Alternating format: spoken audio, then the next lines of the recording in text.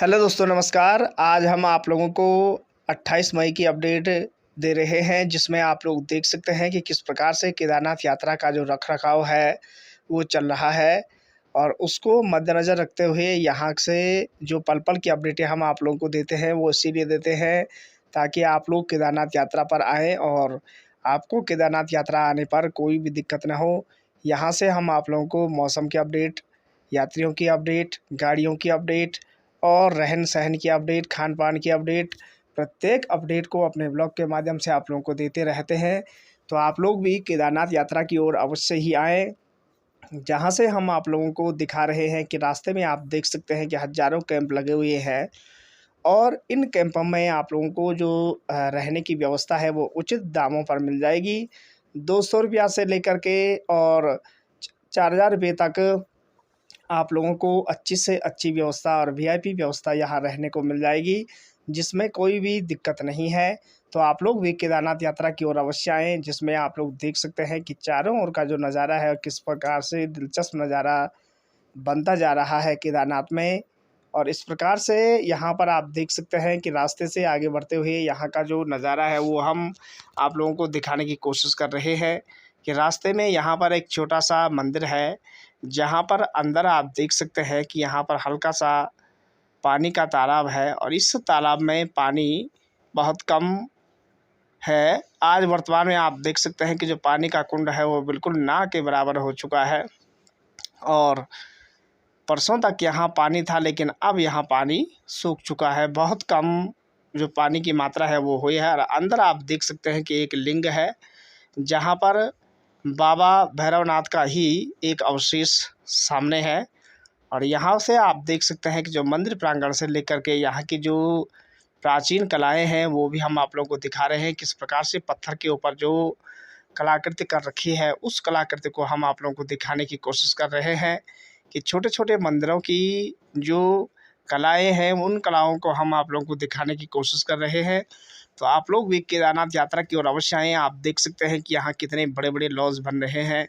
समय आने पर यात्रीगण इन लॉजों में रेस्ट करेंगे और जब केदारनाथ पहुँचेंगे, तो यहाँ आप लोगों को ₹2000 तक और ₹10,000 से ₹2000 तक इस प्रकार के रेट आप लोगों को यहाँ मिल जाएंगे रहने खाने की। और ये मंदाकिनी नदी का मुहाना है, जो ऊपर चौड़ाबाड़ी ग्लेशियर से निकल करके नीचे अलकनंदा में, रुद्रप्रयाग में, अलकनंदा में मिल जाती है। तो आप देख सकते हैं कि रास्ते में जो नेपाली है, कंडी लेकर के चल रहे हैं, घोड़े खच्चर वाले पैदल यात्री यहाँ चल रहे हैं और चारों ओर का जो नज़ारा है, वो हम आप लोगों को दिखाने की कोशिश कर रहे हैं। तो आप लोग देख सकते हैं किस प्रकार से यहाँ का जो नज़ारा है, वो काफ़ी दिलचस्प बनता जा रहा है। और इस दिलचस्प नज़ारे को देखते हुए हम आप लोगों को यहाँ के चारों ओर का जो वातावरण है, वो दिखाने की कोशिश कर रहे हैं। यहाँ आप देख सकते हैं कि अनेक प्रकार की दुकानें सजी गई हैं और इन दुकानों के चारों ओर का जो माहौल है, वो कितना रौनक भरा माहौल है। यहाँ अनेक प्रकार के लोग रहने के लिए आते हैं और यात्रीगण खासकर जो भारत के कोने-कोने से केदारनाथ धाम की ओर आते हैं। अब तो विदेशी भी भारत की ओर आने शुरू हो चुके हैं, जिसमें से जो ब्रिटेन के नागरिक हैं, रूस के नागरिक हैं, इस प्रकार से भी जो लोग हैं, वो केदारनाथ धाम की ओर आते हैं और यात्रा करते हैं। जिसमें आप लोग देख सकते हैं कि चारों ओर जो है भक्तों का जो तांता है, वो लगा हुआ है और यहाँ अपने लिए जो जिस चीज़ की कमी है, उस चीज़ को खरीदने की कोशिश कर रहा है। तो इस प्रकार से आप लोग देख सकते हैं केदारनाथ यात्रा पर आने के लिए आप लोगों को रुद्रप्रयाग से केदारनाथ की ओर रवाना होना पड़ेगा और जहां आपको हर सुख सुविधाएँ उपलब्ध हो जाएँगी। ये जो प्रांगण है, इसी प्रांगण में आप यहाँ पर बैठ कर के पल भर के लिए अपने आप को ईश्वर में विलीन करवा सकते हैं, जिससे कि आप पल भर के लिए यहाँ पर अगर ध्यान करेंगे, तो आप लोगों को कुछ अलग ही महसूस होगा। क्योंकि ये प्रांगण भगवान शिव का है, ये भगवान शिव की तपस्थली है, जो 2 मई से जागृत अवस्था में आ चुके हैं। और 2 मई से जागृत अवस्था में आने के बाद इस प्रकार से आप केदारनाथ धाम में देख सकते हैं कि जो यात्रीगण हैं, वो चारों ओर बैठे हुए हैं। और जब गौरीकुंड से केदारनाथ में यात्री आते हैं, तो यहाँ आने के बाद पल भर के लिए यात्री अपने आप को परमात्मा में विलीन समझ लेता है, क्योंकि यहाँ जो सुकून शांति प्राप्त होती है वो दुनिया के किसी भी स्थान में नहीं प्राप्त होती है, क्योंकि ये भगवान शिव का तपोस्थल है। और इस तपोस्थल में इस प्रकार से जो काम है वो होते चले जा रहे हैं। आप देख सकते हैं किस प्रकार से चारों ओर का जो नज़ारा है वो हम आप लोगों को दिखाने की कोशिश कर रहे हैं।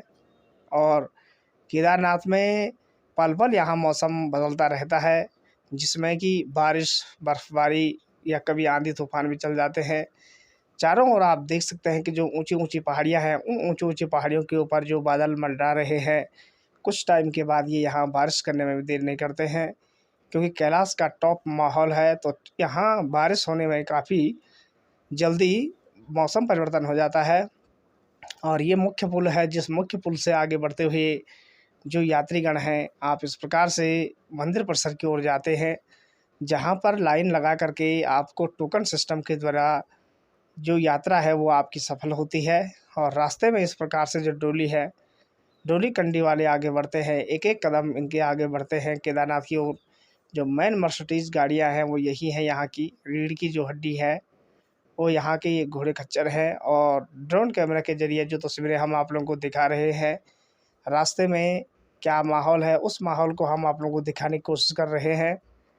इस प्रकार से आप देख सकते हैं कि केदारनाथ में कैसे कैसे दैदीप्यमान दृश्य दिखाई देते हैं, जहाँ से चारों ओर का जो नज़ारा है वो कैमरे में कैद करने की कोशिश की है और आप लोगों को दिखाने की कोशिश की है, ताकि आप लोग भी केदारनाथ यात्रा की ओर रुख करें। और केदारनाथ यात्रा पर आप लोगों का जो समय है वो इस जून का समय अवश्य आए। जिन लोगों की छुट्टियां पड़ चुकी हैं वो भी केदारनाथ यात्रा की ओर आ सकते हैं, जिसमें अब जो जून का महीना है काफ़ी गर्मी भरा माहौल होता है, जिससे कि इस ठंडे मौसम में यदि आप लोगों को 2-4 दिन बिताने का मौका मिले तो आप लोगों के जीवन में कुछ अलग ही बदलाव आने को हो जाएगा। जिसमें आप लोग देख सकते हैं कि चारों ओर का जो मंदिर परिसर का समय है वो किस प्रकार से निकला हुआ है। और इस चारों ओर के क्षेत्र को हमने कैमरे में कैद करके आप लोगों को दिखाने की कोशिश की है।